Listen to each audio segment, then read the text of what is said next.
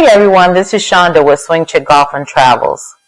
And this is husband Tony. We just got back from Panama, and let me tell you, Panama was an entire vibe.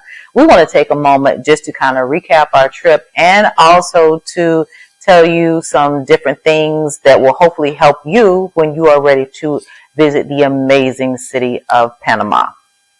First of all, let's talk about weather. We went during the month of January, and it was supposed to be the dry season. However, it rained every day. Well, it is the dry season. It's not supposed to be. So Panama is broken up into two seasons. They have their dry season, which is technically their summer. That's when the kids are out of school. And then they also have their rainy season. So we was there, as Shonda said, for the dry season, and yes, it rained every day. In fact, we had so tell them about the little sand we had. Yeah, so basically we had a little saying. I was like, gosh, is it going to rain today? And Tony would say, of course it's going to rain. We're in Panama. Right. So we did have, I think we had one dry day, which was right before we were about to go home. But all the other ones, we definitely got some rain showers, whether it was in the morning or afternoon. And some of them were actually pretty lengthy. I definitely did not anticipate that before the trip. I was really thinking dry, really meant dry, but it was quite a bit of rain. But talking to the locals, they said that this was actually uncommon, something that usually does not happen during dry season. During dry season, they say it was pretty much at that time a lot of rain for dry season. So that's a little unusual. But yeah, like I said, it's Panama and it rained, and it interrupted my golf game. I had a tee time out there, and had to play about 11 holes. 11 holes, and down, so yeah, we ended up cutting our time short. Something else we wanted to talk about is the language. Obviously, we already know that everyone there speaks Spanish. That is the native language of Panama. But just like yourself, you're watching this video because you're trying to do some research.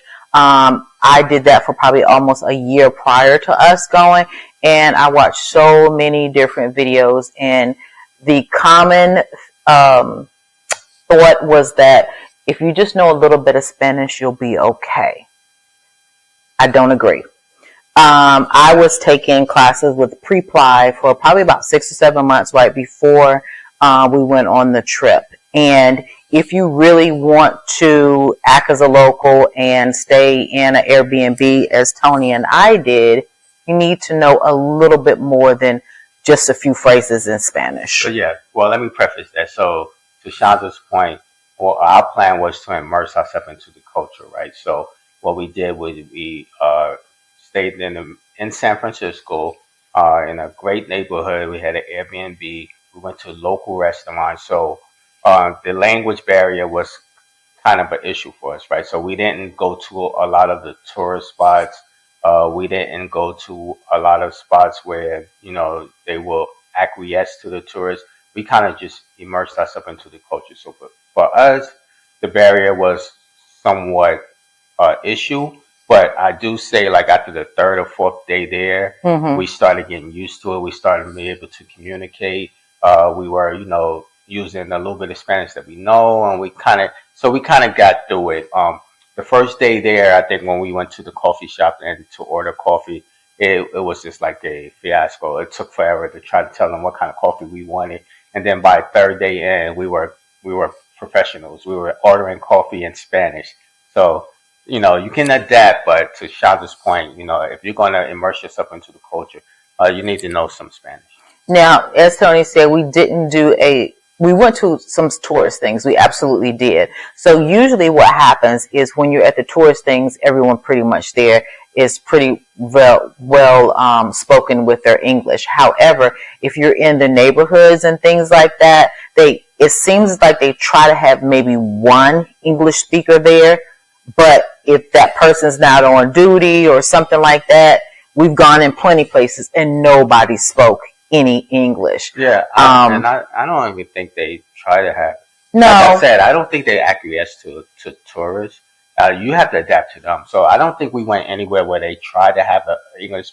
Like they may have they may know, like for example, we go there and they didn't understand us. They may know they have someone, one of the staff members that Right. speaks a little English. Or in our case, we were at a restaurant, El Trapiche. I think the first or second day we was there, we went to the restaurant, and you know they didn't understand us. The waitress didn't understand what we wanted. We were even pointing at the menu. It still was a problem. So she know there was a customer there that she knows that was eating, that she knows no Spanish. I mean knows English. So she went and got him. He came over. He was very nice, and he helped us out and helped us order our food, and it was just a great experience, right? So For sure. that was pretty cool. Absolutely. And the third thing we want to talk about is trash. That's something I also heard a lot about in the videos before we went to Panama, that they have such a trash issue and you'll see a lot of trash on the streets. Again, we stayed in San Francisco, and I want to say we probably walked all around San Francisco because, you know, Panama is extremely walkable, and we didn't see hardly any trash. Right. So on the streets. I think to your point, Shonda, they started working on that issue. And so we're walking around. We didn't see a lot of trash. I know the building that we stayed in, you bring your trash downstairs, and they had like a room where you bring your trash in, and they had dumpsters in there, that type of thing. So it wasn't out on the street; it was actually in the actual building. So I think that's something they're working on. But we did go to one neighborhood, like we were in El Congreso.